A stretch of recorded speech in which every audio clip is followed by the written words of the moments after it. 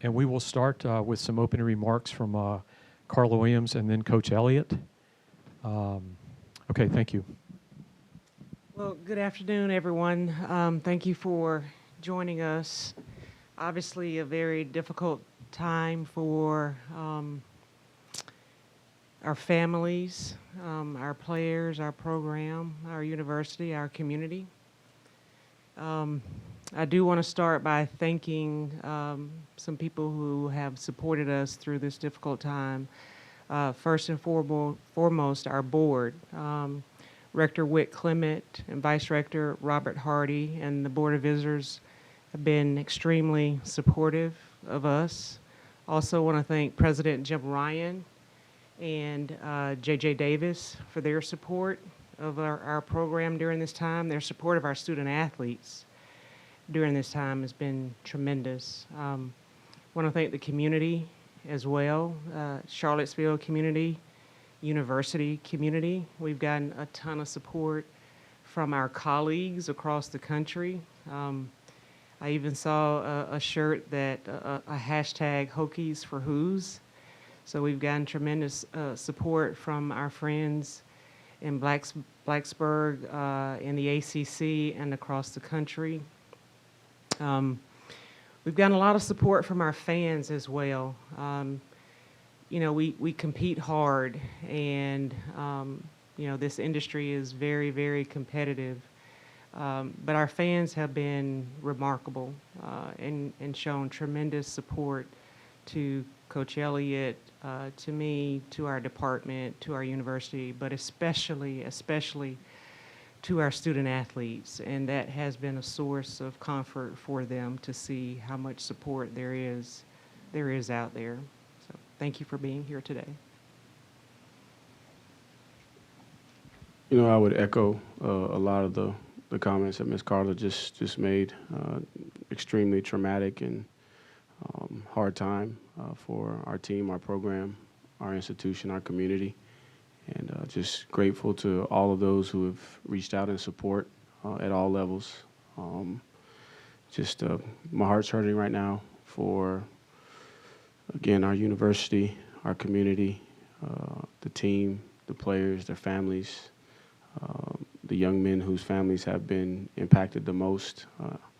That's where my thoughts are at this time, trying to provide all the resources and support that I possibly can. You know, I have to acknowledge the strength of our players and our staff at this time in coming together to be able to work to process what is taking place.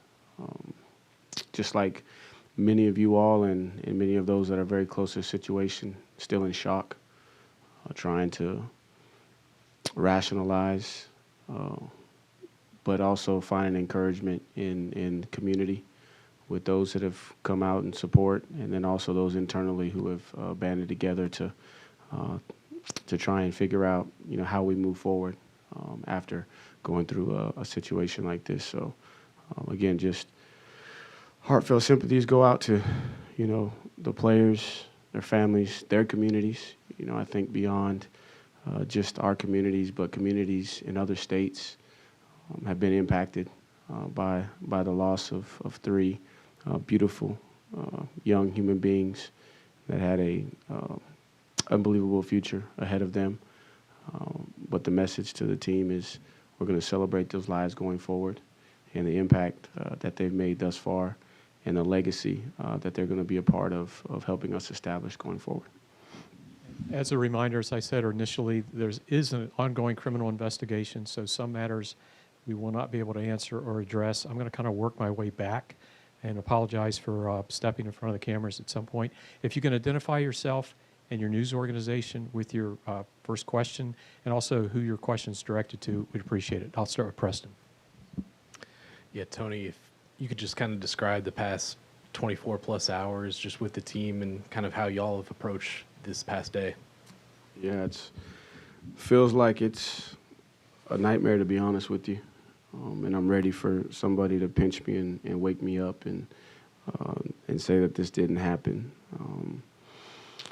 You know, it's been I don't even know how long it's been, since it happened. The minutes can't go by fast enough. The approach with the team is, once we were given the clear to communicate, we immediately got the team together and just started the process of grieving together and fellowshipping and trying to make sure that nobody was isolated, that everybody was together, pooled all the resources that we could from a counseling standpoint to give these young men the support that they need. The first meeting was really, really tough. Really, really, really tough. Today was much better. We were able to transition from the pain to finding a little bit of joy in celebrating the lives of Lavelle, Deshaun, and Devin. And so today started probably how the last 2 days have started, but it ended a lot better. And I think, the guys are on the road to healing, but it's going to take some time.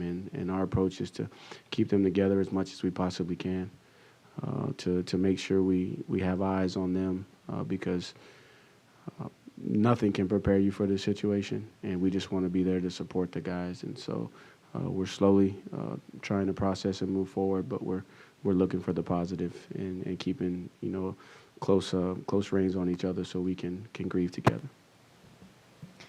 Jackie from 24/7. Carla, what kind of steps for counseling, like, Ellie just touched on, what can you guys been doing for these student athletes moving forward? So fortunately, we have 3 in-house psychologists for our athletics department, and our lead sports psychologist once worked with the university, and so he's got great connections with the university.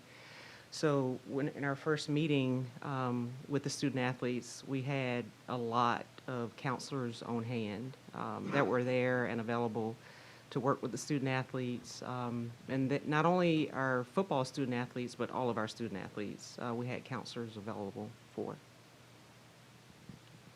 Greg Medea from Daily Progress. Tony, just your memories of Lavelle, Deshaun, and Devin, and some of the maybe memories that your players shared with you today. Appreciate you asking that question. Lavelle, I've known Lavelle for a long time.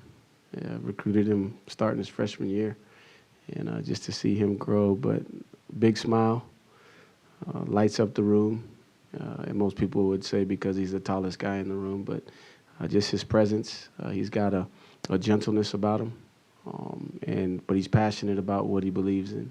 And so a lot of the stories today were just about the silly basketball arguments that they would have in debates in the locker room, and everybody knew that they could get Lavelle to kind of hunker down just by saying one thing. But the other thing that resonated is just how good of a teammate he was, and how much he loved his teammates and would do anything for his teammates. And Deshaun, I don't think many people outside of our program understand how special Deshaun was. Very, very, very artistic.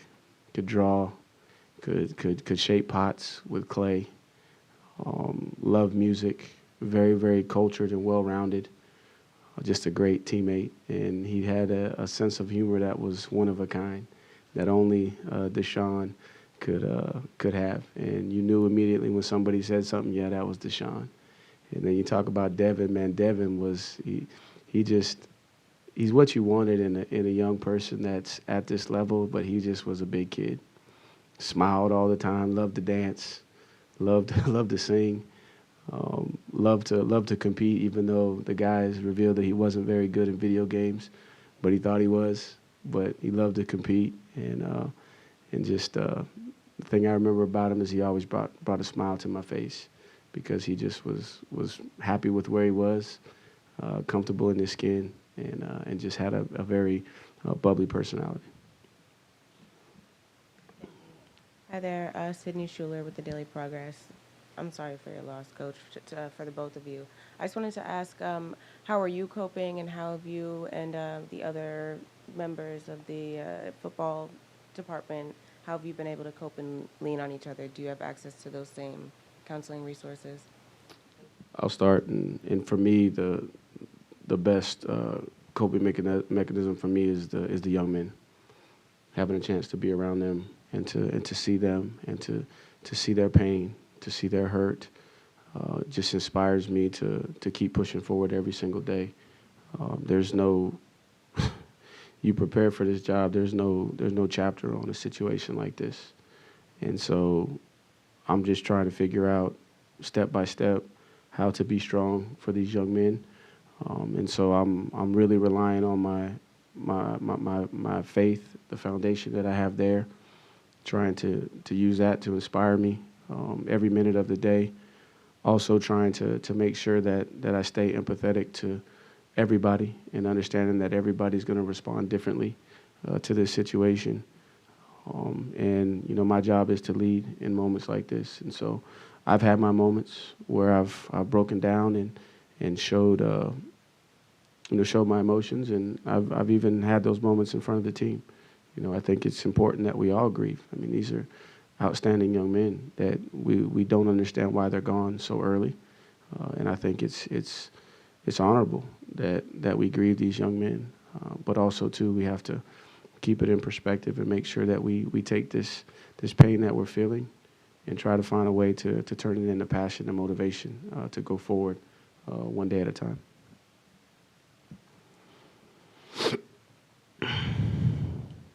Hank Hurst with AP. Tony, I know you've dealt with this before at Clemson, kind of a similar situation. What kind of signs do you look for to kind of gauge where the players are in their grief, to kind of, be aware of that? And what do you guys do going forward in terms of schedule and on all that stuff? Yeah, so I think right now it's a little early to be trying to find, the signs. I think everyone is still in shock. Everyone is trying to process their emotions and figure out the proper way for them to grieve. What I'm looking for at this time is just to make sure that nobody is completely isolating themselves so that we can keep them within the fold and be able to provide them the direct resources that we need. And, this situation here is different than what I experienced. And, both those young men had just finished playing. And they were close to the team, but not still on the team. We're here, this is a very, very tragic and traumatic incident involving 3 teammates. And so the signs I'll look for the signs as we move forward, but right now it's just to put my arms around these guys, to love them, and realize that we need each other and figure out the best way to grieve and take it one day at a time. And going forward in terms of the schedule, that'll be determined as we continue to gather information. But the biggest thing for me is to just try to be present in the moment, the best I can, manage my emotions the best I can so that I can, see clearly, to be able to recognize any sign. Right now I'm looking for anything that's out of the norm. And then also when I see things that I expect to see, making sure that I don't just say that, well, that's expected, that we dig deeper, that we, try to counsel these young men as they process this whole situation. Coach, would you mind, for reference sake, naming the players you referenced as former players that passed away? So that would be C.J. Fuller and Tyshawn Dye were two young running backs that I coached, coached their entire career. Saw them graduate, and their lives were cut, short, way too short. But Tony, Mike Barber, Richmond Times-Dispatch. I believe you were at the hospital. Do you have an update for us on Mike Hollins and his condition? I don't have enough information at this time. I was there just in support of the family, and out of respect of the family, I just I don't have enough information to speak intelligently on where that is. I was just there for support. And Carla, could you tell us what will go into the decision about whether or not there's a game on Saturday? We'll make it together. I mean, it'll be discussion with coach and the team. Obviously, they're going through a lot, and we want to make sure that they're involved as well. And so we'll use our best judgment, but it'll be soon. We'll make a decision soon.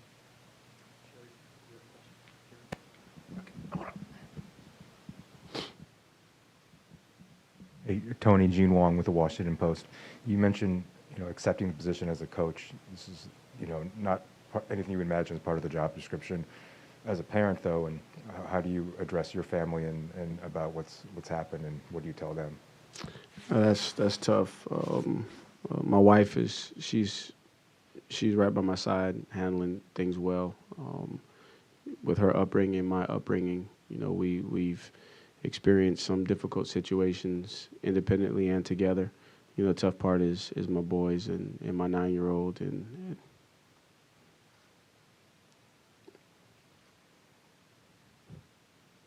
he considers these guys his friend. And that's what's tough. And then every time I see him hurt, I think about the 125 guys that I got. And that's how their moms see them. And so, we're taking it one day at a time, trying to teach a 9-year-old about the reality of life on a level that he can understand it. And we're just, putting our arms around him, loving him, supporting him, and trying to teach him as much as he can comprehend. And my 7-year-old is not quite at the age yet where he fully can process what's going on. But he's probably doing the best of all of us. Ryan Nobles, NBC News. Again, sorry for both of your losses. I'm not sure who can answer this question specifically, whether or not it's you, Coach, or you, Ms. Williams, but can you speak to whether or not the hazing incident that the police department talked about yesterday had anything to do with the football program? I can speak to that. I'm not aware of anything related to that, and I don't have any details beyond that, but I'm not aware of anything related to that.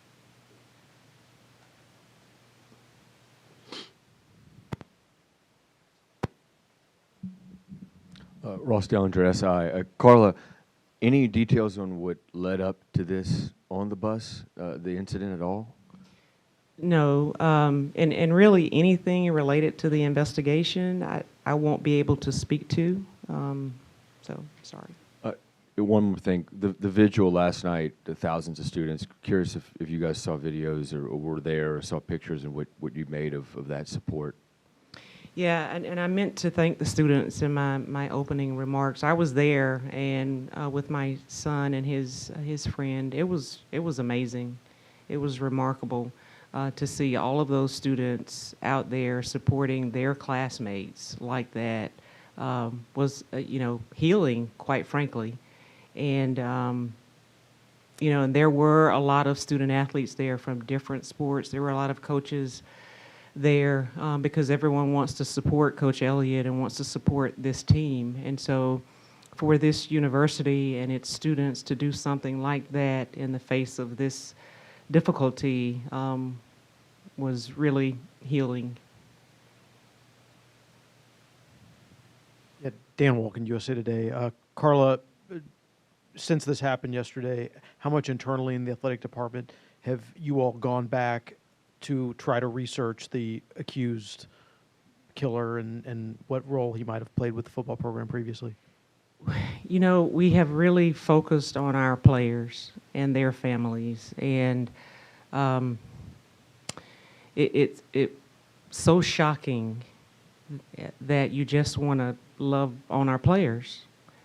And so that's where we have spent our energies, that's where we've spent our time, and I think that's what we need to continue to do. So we haven't done that. We haven't done what you're asking. What we've done is try to focus on the families of the players who lost their lives, who were injured, and our current players.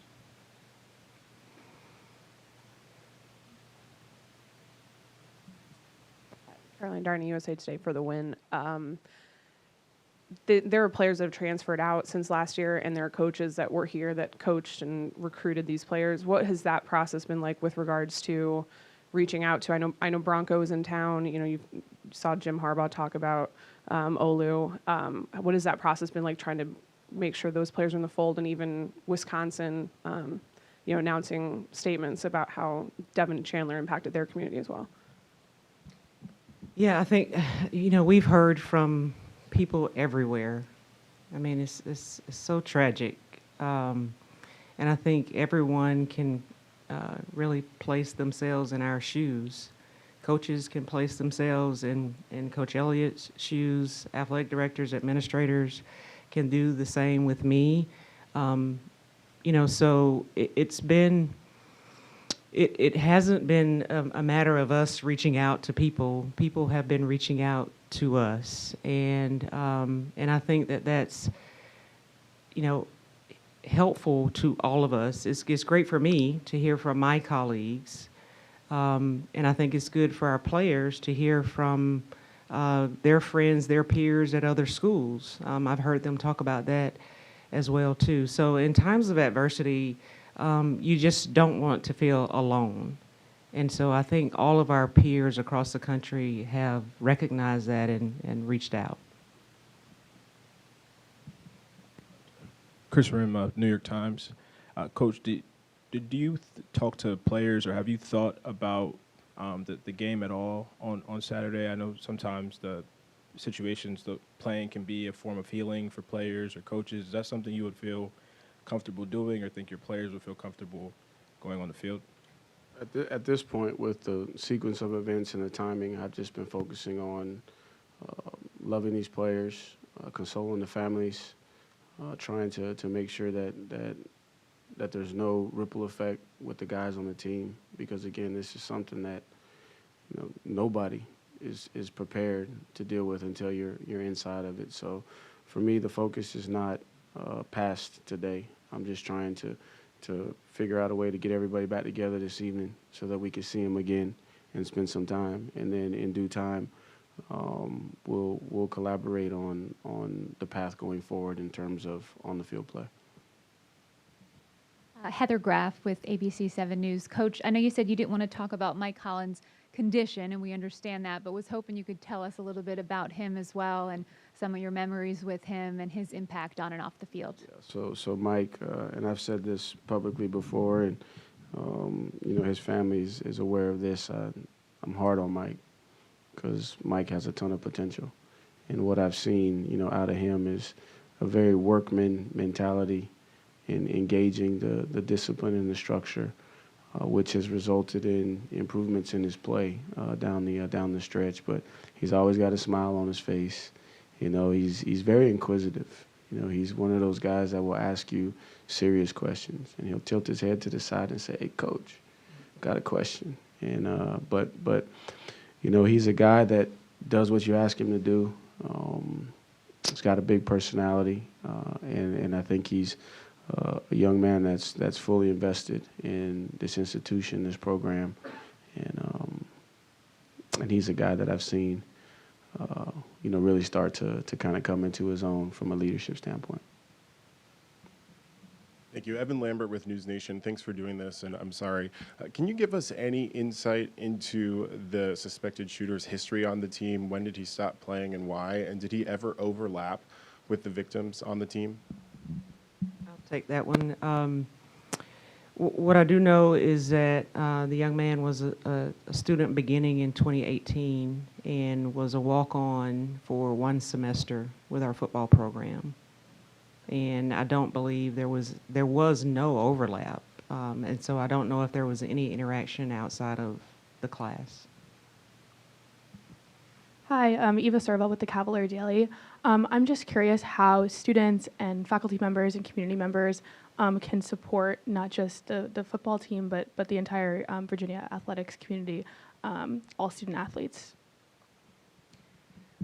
We've been working with the university, in particular Robin Hadley with Student Affairs, and she's talking with student leaders about how we can honor our 3 student athletes moving forward and support the team. We've had several meetings with the university in this regard, so we'll continue to do those. But working through, as a student, working through the student leadership groups, that's where we're getting some information, some feedback from those groups as to how we can support the team moving forward. Carla, do you want to give an update on our other athletic teams this week? So the only athletic event that we canceled was the men's basketball game last night, and we'll continue on with our normal schedule for the rest of our teams competing this week, several in postseason. Faith Abube, ABC News. My condolences to you both, Ms. Williams and Coach. As your team and your players who are trying to deal with their grief and process everything, are they coming to you with questions? What are they asking, and what are they finding hard to process? I'd say the biggest questions right now are how are the families of their deceased teammates?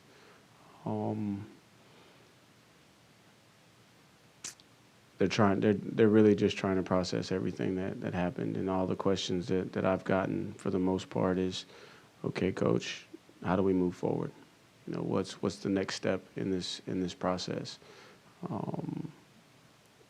I think you have a football team that is grieving, that is hurt, but that is also very, self-aware that this situation is bigger than football, and it transcends football.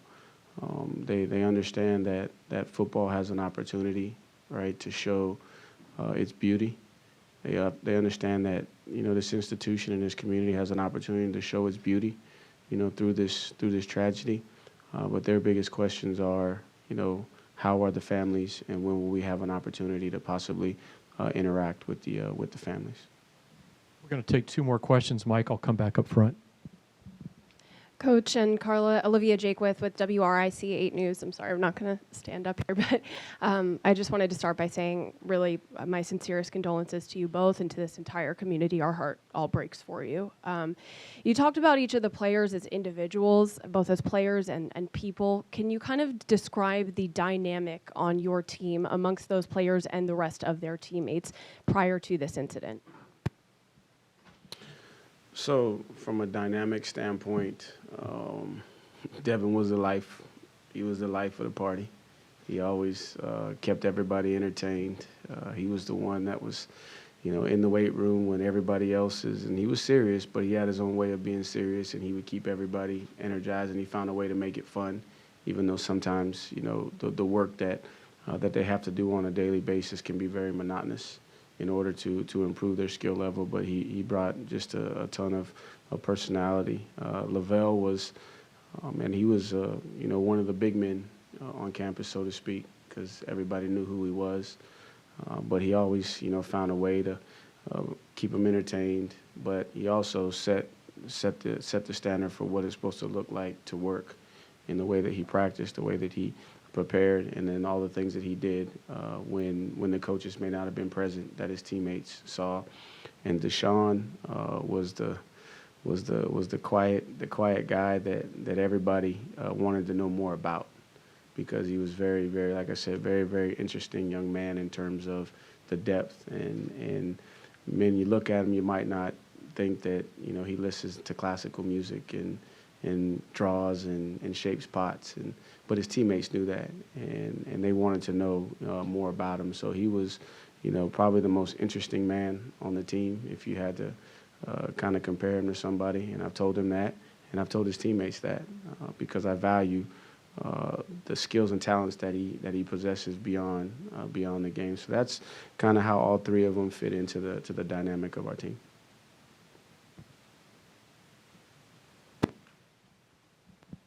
Tony, I understand there's a lot of logistical issues in this question, but if you've thought, Mike Barber from the Richmond Times-Dispatch, if you've thought about, do you want to take the team to these players' funerals? And Carla, if you could speak to what the NCAA rules are in regards to transportation paying for that kind of a trip. There are a ton of logistics associated with what you just asked, and my initial thoughts are to be sensitive of whatever the young men desire to do as it relates to their teammates. And per Carla's response from an NCAA standpoint, I won't stand in the way from that, because again, this is way bigger than football. This is a life situation here. And so I haven't given much thought beyond, okay, we don't even know those details at this time. So, but my initial thought is to support them in whatever they decide that they want to do, and support the families, because again, not only is this community impacted, but I think about the community in North Carolina, the community in Florida, and the community in South Carolina that are impacted by this tragic event.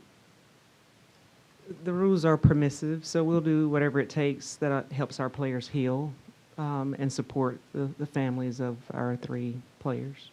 Tony, one piece of information, Chief Longo told us yesterday there were about 25 people on that bus on that trip. Were any of your other players on there who weren't injured, but were they on that bus on that trip? Hey, Mike, I'll answer that by saying that's something we feel is involved with the investigation, so we won't cover that at this time. I want to thank everybody. Carla and Tony both have to get back to matters with the team and the family, so we were going to try to go about 30 minutes, and we're right at that. So thank you for your participation today.